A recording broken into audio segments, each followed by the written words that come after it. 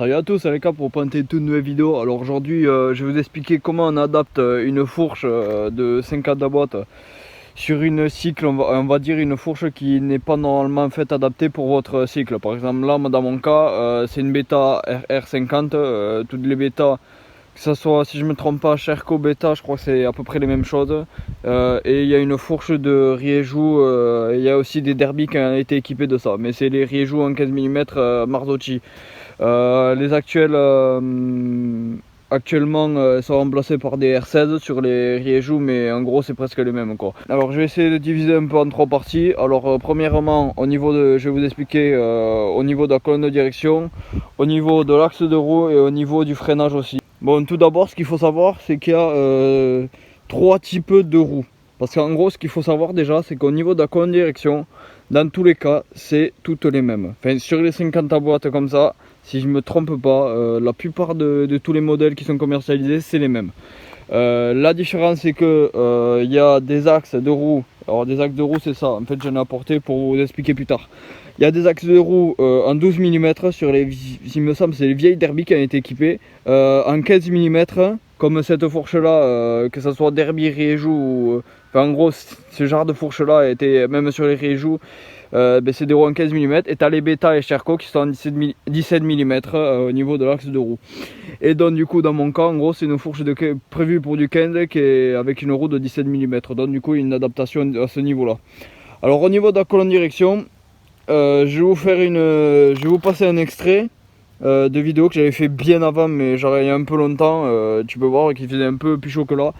Et je vais vous passer un extrait de comment on peut la monter. Bon, je vais couper parce que normalement je pense que le reste de la vidéo il va être fait quand j'aurai fini tout simplement de monter et je vous expliquerai comment ça marche, enfin comment il faut le faire. Et mais par contre pour placer la colonne de direction, les roulements et tout ça, je vais le faire en vidéo parce que c'est un peu plus compliqué pour expliquer.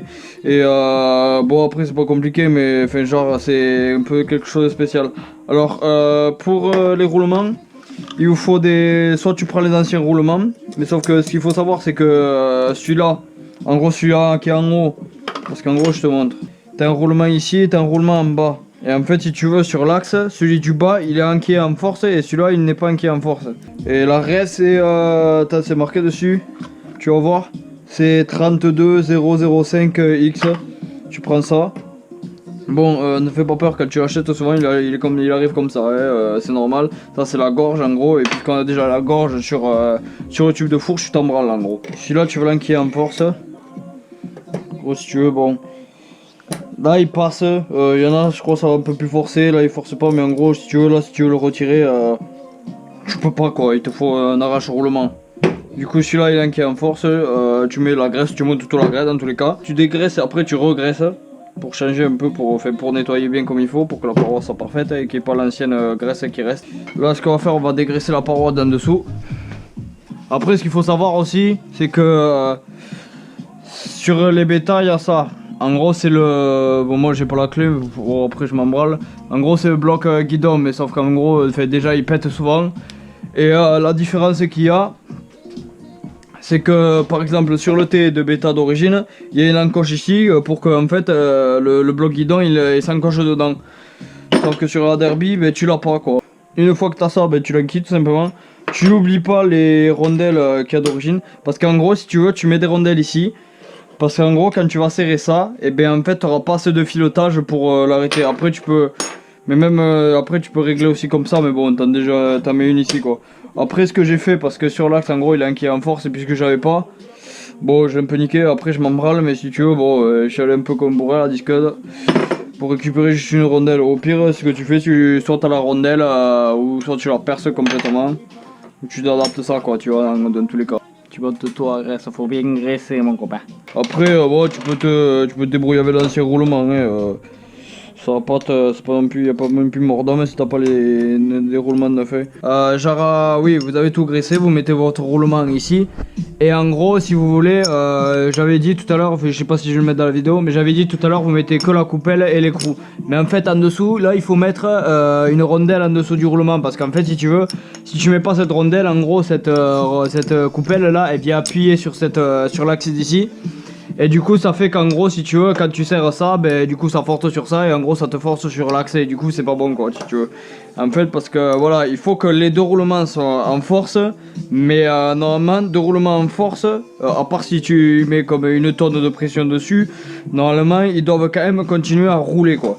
Alors du coup là il faut tout simplement que tu serres une fois que tu as fait ça, parce que là tu vois déjà il faut être sûr que même tu vois quand tu appuies sur la coupelle, tu vois elle frotte pas déjà.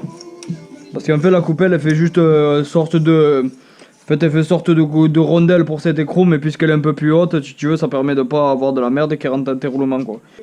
Alors ce que tu peux faire là, tu la mets en force avec ta main, tu sens qu'elle est en force et tout. Enfin, ça sert à rien de forcer à fond. En gros ce que tu fais là, tu te mets là, tu te repères puisqu'il y a des trucs en 4 et tu... Bon allez, un quart de... Déjà tu la serres à un quart, c'est déjà pas mal quoi. Tu le sens un peu là, ouais, là on force un peu mais ça va quoi. Si tu veux il faut que tu la serres un peu quand même pour pas qu'elle bouge non plus. Parce que pour pas qu'elle ait du jeu et tout. Bon là ça m'a l'air bon, hein, ça a l'air de... Mais il faut quand même qu'il soit en force pour pas non plus qu'il se casse quoi. Et de tout de même, si jamais ça venait à refaire du jeu, normalement ça devrait pas se desserrer comme ça. Mais si jamais, je sais pas, mettons ça fait 10 ans que ça n'a pas été touché, des jeux ça peut venir souvent de cet écrou qui est desserré tout simplement quoi. Là tu vois tu vérifies, en vrai ouais ça va c'est bien libre, ça force un peu mais peut-être je vais desserrer un peu là. Bon après pour le T supérieur c'est pas compliqué. Là tu mets juste ton écrou là ici, l'écrou de base que t'as. Et en gros ce que tu fais, au début tu le serres pas complètement. Tu mets un fourreau, tu l'emboîtes dedans et pour qu'il soit en face bien sûr. Parce qu'en gros si tu les serres comme ça tu vois que... Là tu vois le truc, ouais, il est pas en face. Et là tu serres définitivement après voilà. Bon voilà, une fois que vous avez fait ça, que vous avez bien monté tout la graisse, vérifiez que vraiment la fourche soit libre même quand vous allez rouler. Au pire quand vous allez rouler, vous essayez de pencher, de prendre un peu des virages. Si vous sentez que la direction, tu vois, quand vous êtes un peu penché, il n'y a pas non plus besoin de frotter les genoux, mais genre quand tu penches un peu, tu sens que la direction elle force un peu, c'est qu'il te faut desserrer quelque part ou t'as mal fait un peu ton boulot. Et voilà. Après ça, c'est l'opération la plus simple qui est normalement faite pour toutes les roues. Alors, maintenant on va passer aux axes de roue. Alors comme je vous l'ai dit, c'est une fourche Marzocchi, en 15 mm, prévue avec une jante de bêta en 17 mm. Alors vous allez vous dire, au pire, je mets mon ancien axe de bêta, parce que l'épaulement, en gros si tu veux, il est fait en 3 parties l'axe. Si tu veux, tu as l'épaulement ici, qui est en 20 mm, qui est cette partie là qui va rentrer ici. Tu as l'axe en gros là où ta roue elle va rouler tout simplement, où tu auras tes roulements et tout, qui par exemple fait soit 15 ou soit 17 mm. Et après tu as ta partie avec le filetage qui permet de serrer avec l'écrou comme ici. Et si vous mettez l'axe derby, enfin l'axe 15 mm et l'axe bêta, vous voyez bien qu'il en manque un peu ici. Alors pourquoi? Parce que les axes, les roues bêta en fait, elles n'ont pas besoin d'être aussi, en fait de dépasser autant pour mettre un écrou, parce qu'en gros il y a déjà le filetage qui est déjà intégré dans le fourreau ici. Alors du coup en fait la vis n'a pas besoin de dépasser en fait. Du coup quand vous mettez votre axe de bêta, bon c'est sûr il passe nickel dans tout ça, mais sauf que là il dépasse pas assez. Alors c'est là où vous allez être un peu embêté, et si vous n'avez pas de tourneur, si vous passez pas par la case d'un tourneur fraiseur, je vois pas trop comment vous pouvez faire. Alors je vous explique ce qu'il faudrait faire en fait. Alors la solution qui me paraît la moins chère après avec un tourneur fraiseur, ça serait de faire reculer les épaulements. C'est-à-dire qu'en gros cet épaulement là, tu le fais, tu lui dis par exemple qu'il le recule de 1 cm. En gros pour que ta roue, en fait ton axe il rentre un peu plus. De toute façon parce que même tu peux tester comme ça, l'axe il va dépasser comme celui-là si tu veux. Alors du coup tu peux lui dire de reculer un peu l'épaulement genre d'1 cm, parce que là je crois que j'avais mesuré, il restait à peu près 1 cm. Et celui-là aussi, comme ça en fait tu regardes la même largeur ici. Et ça te permettrait d'avoir un peu de filetage qui dépasse pour pouvoir mettre un écrou. Parce qu'il faut savoir c'est que la fourche, il faut que... en gros, il faut que tu aies les deux fourreaux qui soient serrés l'un contre l'autre, enfin qui soient serrés tout en étant droit. Parce que s'ils sont pas, en gros, si tu as les fourreaux, enfin j'exagère, mais si les fourreaux ils font comme ça, en gros, ton axe il va mal travailler, ça va forcer de partout, ça va faire de la merde. En gros, il faut qu'ils soient serrés comme je dis, mais le plus droit possible. Du coup, soit tu fais ça, ou soit tu fais, par exemple, moi, ce que j'ai pu apercevoir qu'en fait mon axe il était voilé. Du coup, ce que j'ai fait, c'est que je me suis fait un axe carrément. J'ai demandé au tourneur fraiseur qu'il me fasse un axe sur mesure. C'est-à-dire que j'ai demandé qu'il refasse comme l'axe de bêta, mais sauf qu'il le rallonge au niveau du filetage. Et du coup, ce qu'il m'a fait, puisque je pense que c'était un peu moins cher, il m'a fait des trucs comme ça là pour pouvoir prendre avec une clé comme ça. Après, si dans ton cas, tu dois adapter une fourche de 17 mm sur une jante 15, ce qu'il faut savoir, c'est que les épaulements, c'est tous les mêmes. Mais après, ce qui va te faire chier, c'est que, comme j'ai dit sur bêta, c'est que tu dois le serrer ici. Alors dans ton cas, en vrai, essaye avec ton axe d'origine. Essaye avec ton axe de 15 qu'il te faut. Et tu regardes si tu as assez de marge. S'il est assez entré dedans pour être serré ici, en fait, si tu veux. Mais enfin, ouais. Tu regardes s'il est assez, mais après ça je pourrais pas te le dire parce que j'en ai pas chez moi et voilà quoi. Mais je pense que dans tous les cas il faut essayer de faire un axe sur mesure. Il faut essayer de modifier l'axe que tu as d'origine. Et après pour le calage, moi ça n'a pas été compliqué. Sur les roues de bêta, enfin sur les fourches de bêta, tu as deux rondelles. Tu as celle-là la épaisse et la moins épaisse, je crois. Il y en a une d'un côté et de l'autre. Bref, tu les mets tous les deux de ce côté. Parce que de ce côté-là, en fait c'est direct intégré à la fourche du coup. Et voilà, après c'est au niveau de l'axe, en gros c'est l'opération la plus chiante. Et là c'est celle où il faut savoir quoi faire quoi, si tu veux. Parce que c'est là où tu vas être le plus gêné. Et après aussi il y a quelque chose à faire, c'est au niveau du freinage. Parce qu'en fait si tu veux voir sur cette fourche là, et il me semble que les Paioli là, parce que les Marzocchi et Paioli c'est pas vraiment les mêmes les fourches. Et il me semble que par contre le freinage, enfin l'étrier, je crois que tu le places pareil, mais je suis pas sûr.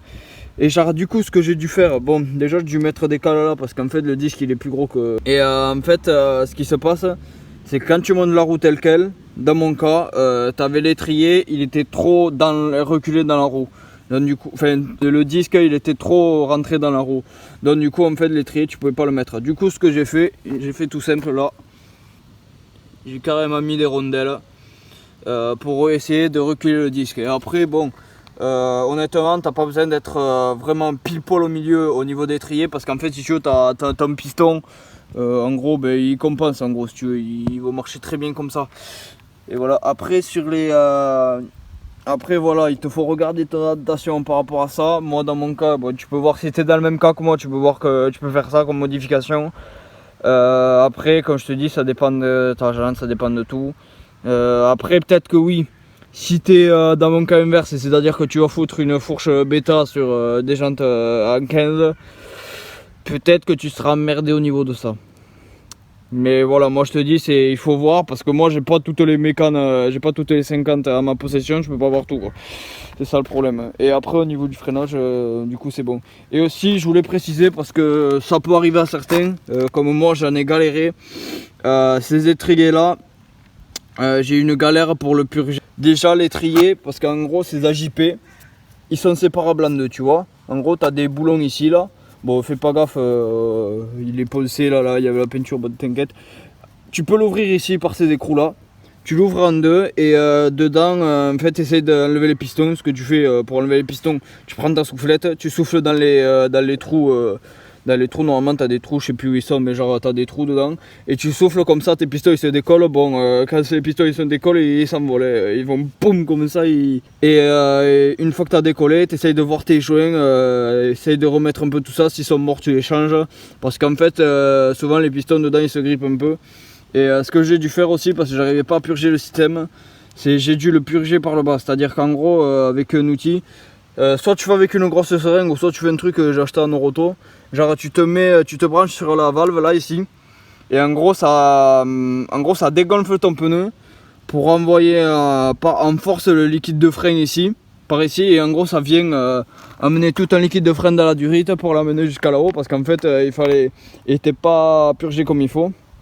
Et après une fois que tu as fait ça, tu purges tranquillement, tu sais, tu pompes ici, tu desserres la vis là, après le truc il se ramollit un peu, et tu continues, et voilà. Voilà. Et sur ce, j'espère que ça t'a aidé pour adapter une fourche. Après, ce tuto là, il est fait pour des fourches inversées. Mais si c'est une fourche classique que j'ai dû adapter, c'est la même chose quoi. Juste l'inverser, c'est juste que la fourche elle est inversée. Mais après, que ça soit derby, bêta ou je sais pas comment, ou je sais pas quelle marque, en gros c'est pareil quoi si tu veux. Et voilà, bon sur ce j'espère que ce tuto t'a aidé et je te dis ciao.